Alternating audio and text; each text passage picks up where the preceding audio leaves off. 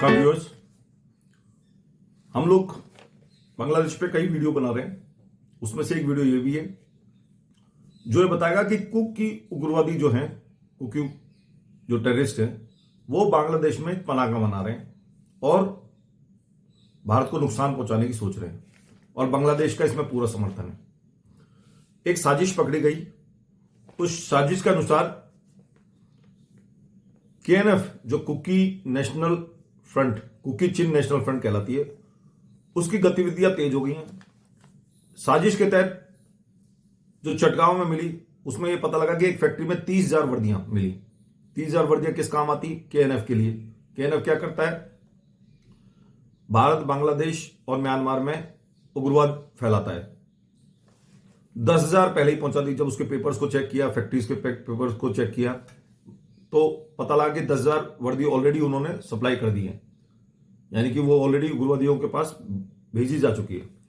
और केएनएफ क्या करेगा? गोरिल्ला युद्ध करेगा इन 3 कंट्रीज में, 3 देशों में, क्योंकि वो अपनी एक जगह बनाना चाह रहा है। इसके पीछे अमेरिका का पूरा हाथ है। ये आपने पहले भी कई बार सुन चुके हैं और कई बार हम लोग वीडियो में बता भी चुके।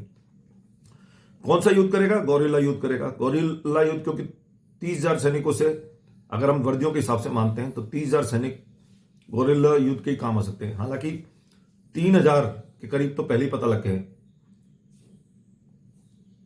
कि 3,000 के करीब, ये तो मतलब परफेक्ट डेटाज हैं भारत सरकार के पास कि 3,000 के करीब उग्रवादी तो हैं ही इनके पास।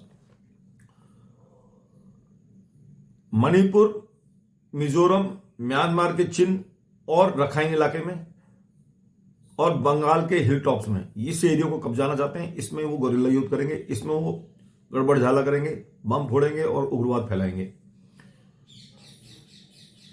ये ऑलरेडी खुफिया सूत्रों से पता चल चुका है। जैसे मैंने अभी बताया कि 3,000 लोग उनके पास हैं जो ऑलरेडी ट्रेंड है। भारत को इसमें सतर्क रहना पड़ेगा, किसी भी तरह से सतर्क रहना पड़ेगा। और उन्होंने 2024 में रॉकेट लॉन्चर से भी अटैक किया था। ये बात आपको पता होना चाहिए। जब मणिपुर में जब दंगे हो रहे थे, रॉयट्स हो रहे थे, तो इन्होंने रॉकेट लॉन्चर से, अब रॉकेट लॉन्चर्स कोई नॉर्मल चीज नहीं है। एक संगठित अगर कोई सेना होती है वही ये रॉकेट लॉन्चर्स चला सकती है। तो केएनएफ में उसका हाथ था, उसने ही ये रॉकेट लॉन्चर्स चलाए थे और उग्रवादियों को समर्थन दिया था। वहां के जो रॉयट्स कर रहे थे जो लोग, उनको समर्थन दिया था। इस तरह के उग्रवादी संगठनों से भारत को बिल्कुल सतर्क रहना चाहिए। अब एक नई बात और पता लगी, इनका अलकायदा के साथ कोलैबोरेशन हो गया है। एक आपस में ये लोग जुड़ चुके हैं। अब ये कैसे पता लगा? गठजोड़ कर चुके हैं। अलकायदा का जो उसकी एफिलेटेड ऑर्गेनाइजेशन है अंसारुल इस्लाम, उसके साथ इनके गठजोड़ हो चुके हैं। ये बात खुफिया तंत्रों से पता चल चुका है। ट्रेनिंग कैसी मिल रही है इनको? गोरिल्ला वारफेयर की। कौन दे रहा है? ये अंसारुल इस्लाम। अंसारुल इस्लाम को ये लोग क्या देंगे?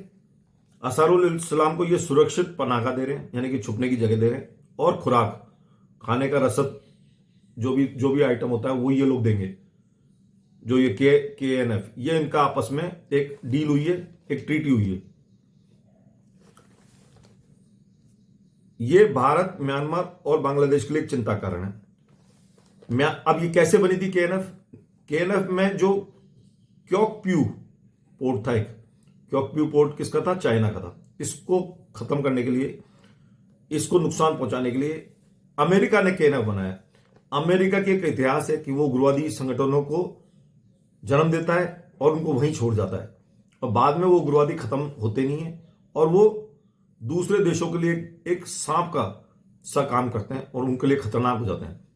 यह हमेशा अमेरिका का हमेशा एक तरीका रहा है कि वो वहां के लोगों को टेररिस्ट बनाता है और उनको हाथ में बंदूक थमा देता है, फिर वो कभी खत्म नहीं होते। तो इस तरह से उसने केएनएफ को बनाया। और चाइना भी अपना हित साध रहा है। चाइना अपना हित साध रहा है कहां पे? म्यांमार में। इसलिए वो केएनएफ को सपोर्ट कर रहे हैं। यानी कि 2 सबसे बड़ी जो अर्थव्यवस्था है, अमेरिका और बांग्लादेश, ये इसका हित साधने के लिए केएनएफ को मदद कर रहे हैं। अब इसका नुकसान कहां होगा? बांग्लादेश और भारत में। तो भारत को सतर्क रहना चाहिए। 2024 में अगस्त में बांग्लादेश का सत्ता परिवर्तन हुआ। वहां के प्रधानमंत्री बदल दी गई। 2021 में म्यांमार में सत्ता परिवर्तन हुआ, वहां पे भी तख्ता पलट हो गया, तो इनको मौका मिल गया विस्तार करने का अपने आप को। जो कड़वाहट आई है बांग्लादेश, म्यांमार और भारत में, इसका ये लोग फायदा उठा रहे हैं। ये कोई मौका नहीं छोड़ रहे कि इस चीज का ये लोग फायदा उठाएं।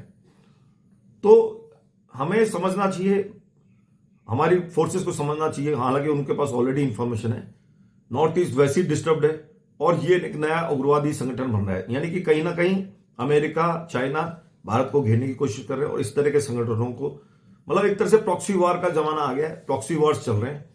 अब युद्ध डायरेक्ट नहीं होंगे, प्रॉक्सी वार होंगे। अगर होंगे तो फिर वो मिसाइलों से होंगे और खतरनाक वाले युद्ध होंगे। रिसेंटली बांग्लादेश में चुनाव के लिए बीएनपी ने बहुत तगड़ा विरोध किया, उसके सारे लोगों ने विरोध किया, सारे लोग ढाका में और सब जगह छा गए। सरकारी कर्मचारियों ने किया, स्कूली शिक्षकों ने किया और व्यापारिक संगठनों ने किया। व्यापारिक संगठन तो यूनिट सरकार की जो अंतरिम सरकार है उसको सीधा सीधा उसको आलोचना करते हैं कि भाई ये है हमारी अर्थव्यवस्था को बर्बाद करने का कारण। तो वो लोग तो बुरी तरह से नाराज हैं और कमजोर अर्थव्यवस्था जो है उसको यूनुस के सिर पे उसका ठीकरा फोड़ते हैं।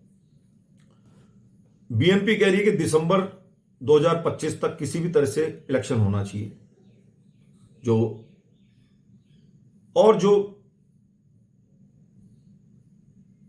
यूनुस हैं, मोहम्मद यूनुस हैं, वो बार बार वो जापान गए, वो वहां से ही अनाउंस कर रहे हैं कि 25 दिसंबर तक नहीं हो पाएंगे। और ये 26 जून के 26